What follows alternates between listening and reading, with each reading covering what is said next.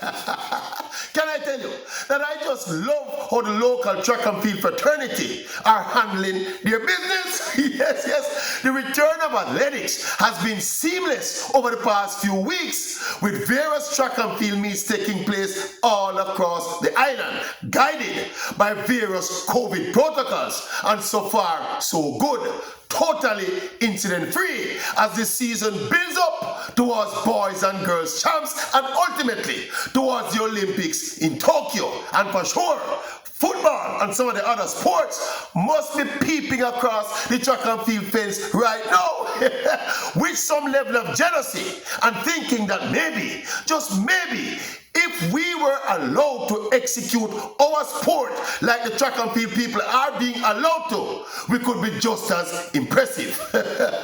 But having to accept where donkey said, the ground no level.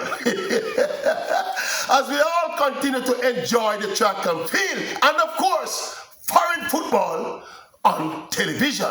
This is all while local football remains in limbo.